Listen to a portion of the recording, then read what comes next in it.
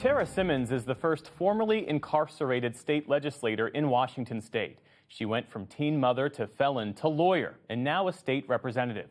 As special correspondent Kat Wise reports, she overcame barriers that she and many other people face after serving time in prison.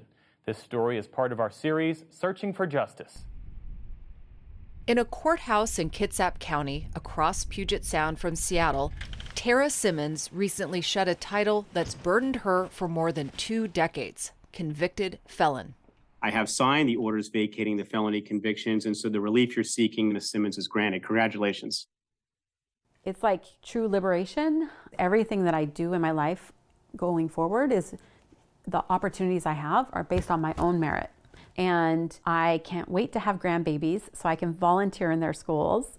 All of these things you couldn't do before. Yes. This is my 2 boys.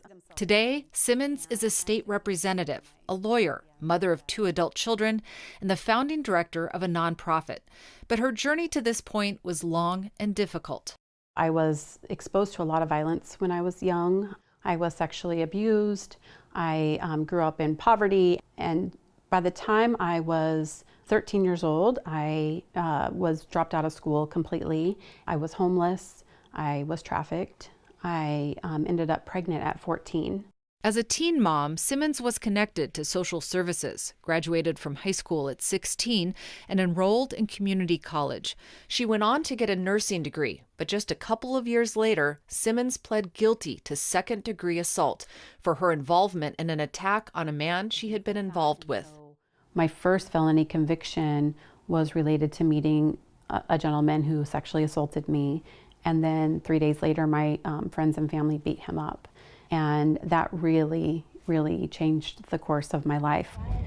Years later, an injury from a fall led to a prescription for painkillers, which led to a substance use disorder and an addiction to meth. Within 10 months of trying the methamphetamine, I had been arrested 3 times. I had left my family and lived homeless and I completely ruined my entire life. Simmons was eventually charged with 5 felonies, including for theft, drugs, and having a gun in her car. She served 20 months in prison. Incarceration really added another layer of trauma because I already had no self-worth, no self-esteem. But it was in prison that Simmons decided to set out on a new path after being released, thanks to a group of volunteer law students who encouraged her to become a lawyer herself. I always thought that lawyers were these super elite, like untouchable people, but they reassured me and they said, no, like you can be like us, be like social justice lawyers. And I'm like, what? After being released, Simmons enrolled at Seattle University School of Law and graduated with honors in 2017. But soon after, hit a major snag. The Washington State Bar Association ruled that she couldn't take the exam to be a lawyer because of her criminal background. The Volunteer Character and Fitness Board thought that I felt too entitled to take the bar exam and that I was too proud of my accomplishments. They actually They said that? those things, yes. How did that feel? Well, at the time, it felt completely traumatizing. I had taken out, over $200,000 in loans to go to school. I had done everything right. Please be seated. Simmons appealed the Bar Association's decision to the state Supreme Court. If rehabilitation is the touchstone of present character, which I think this court should hold, then Ms. Simmons really her record of rehabilitation makes this an easy case for the court. She was represented by Sean Hopwood, himself a formerly incarcerated lawyer. And within hours of hearing the case, the court ruled in her favor. I just started crying. I could not believe it. And the fact that they did it so quickly and it was unanimous was really validating. Simmons became a fixture in Olympia, the state capital, as an advocate serving on the State Reentry Council and supporting legislation to ease barriers for formerly incarcerated people. In 2020, she was elected to the state legislature. There always had to be one person that went first to break those ceilings, right? To make it more normal. And so that's why I live my life so transparently, because I feel like I'm normalizing it for other people who don't have to live in shame anymore about their past and can say, yes, I did those things and I've changed. It really matters to have at least one person in the room when you're making decisions who has lived the life. Senator Drew Hansen worked closely with Tara Simmons when she was advocating for the very bill that allowed her to recently vacate her convictions. I want to thank Representative Hansen and Tara Simmons, who's here. They became colleagues in the State House after her victory. Representative Simmons' perspective on drug treatment and drug policy is extraordinarily valuable because she's in long-term recovery. You're making a decision about what's going on in the prisons. Well, she spent time in prison. It's transformative. It changes the entire conversation. Simmons also continues to work with the nonprofit she co-founded in law school, Civil Survival, which supports people impacted by the criminal justice system, including helping vacate or clear past convictions.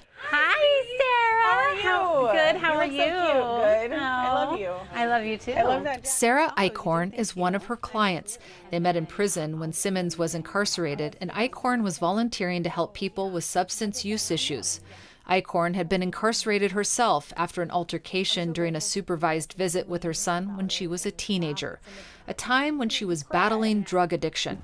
I got sent off to prison and was just there for like 5 or 6 months, not too long. But yeah, so I got out, and that's really hard to get a job. For the last 18 years, Eichhorn has not had any run-ins with the law, but her felony record has been a big obstacle. I feel like I have to kind of live on the fringe a little bit still. I would love to not have to explain my worst day ever, my son's worst day ever, to anyone again, you know?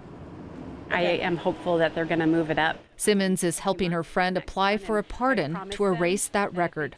You know, you make one bad decision, make one mistake, and that does define you. And it's unfortunate because you can make hundreds, thousands, millions of good decisions since then and still be discriminated against to meet your basic human needs. Eichhorn says she's still a bit amazed that she's seen her friend go from prison to law school to the state capitol. I used to think they were all aliens, you know what I mean? Like politicians and stuff, but she really is a normal person, and people don't know what they don't know.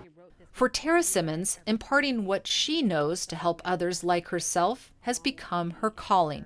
Not everybody's going to get into law and politics like me, or even into advocacy, but I just want people to have the opportunities to do whatever it is that they want to do. And, you know, fortunately, my job today allows me to break down some of those barriers for them.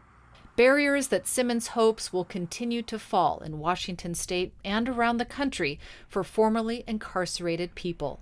For the PBS NewsHour, I'm Kat Wise in Bremerton, Washington.